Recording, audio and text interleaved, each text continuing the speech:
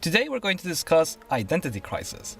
For about the first 10 minutes, The Force Awakens gives off a darker, grittier vibe than we're used to in a Star Wars movie, which, I admit, I wasn't really hot on. I don't think the simple black and white dichotomy of the Star Wars universe lends itself to imagery reminiscent of a Holocaust movie. But I have to give credit to the filmmakers for choosing a tone and sticking to it.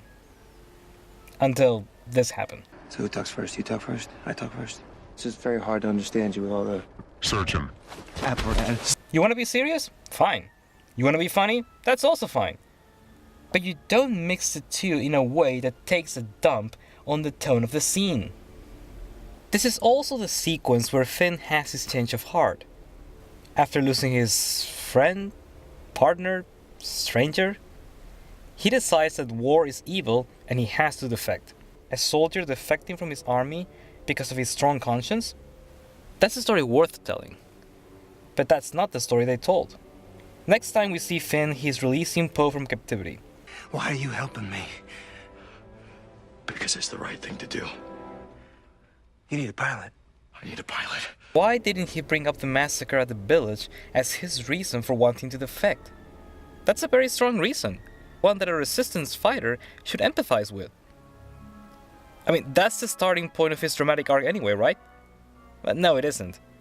Because he only brings it up once, at the cantina, with Rey.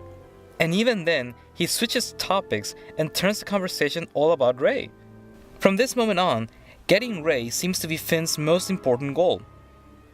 That's what gets him involved with the Resistance.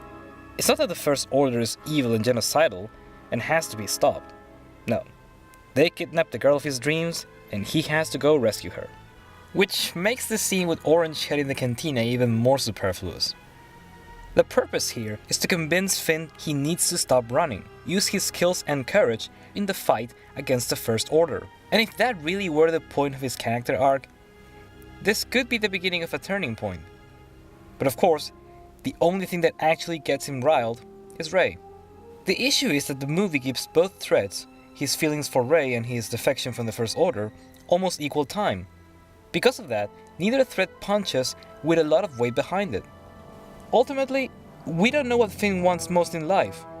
We knew with Luke that he wanted to go off on adventures, be a force of good in the universe. Han wanted first to simply get by, then he learned to care about other people and a cause greater than himself. Finn? At first it seems he wants to help bring an end to suffering, not to be involved with the ugliness of war, until he starts killing indiscriminately himself. Does he want to find somebody to love? That goes nowhere either, because this relationship vacillates between somewhat romantic to painfully platonic. Maybe I can't find a cohesive core in him, because there is none. He goes along with the flow of a scene's given tone, regardless of what was established before. That's not a character. It's a mess of incoherent traits that amounts to nothing, because all it cares about is pleasing people all the time. See, the problem with not having a steady, well-balanced tone throughout a story is that whenever you want to have a strong emotional scene, the result is too artificial. The only hope this scene on the bridge has of working is by tapping into our nostalgic feelings for Han Solo.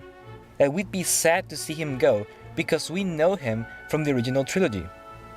The other factor the filmmakers are banking on is that we'd feel outraged that a son would kill his own father. But these are fictional characters, so whatever happens here, it's not a big deal. We don't know even a fraction of the history between these two. This is the first time we've seen them together. There's no emotional background to make this moment truly matter. I get it, they were going for an Obi-Wan moment. If that's the case, they missed the very obvious fact that for half the first movie, Luke and Obi-Wan developed a closer relationship than Rey and Han did. So of course Obi-Wan's death is going to have a greater emotional impact. It certainly helped that A New Hope had a more coherent tone and cohesive characters. We admire reliance, confidence, but people who switch identities depending on their environment and circumstances don't exhibit those traits. The same goes for art in general. You can be highbrow, banal, trashy, deep, shallow, whatever. But choose a main flavor and stick to it.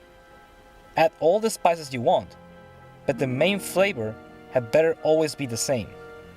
Join me in the next episode to find out how an important social issue is key to understanding why Rey is a terrible character and a mediocre role model.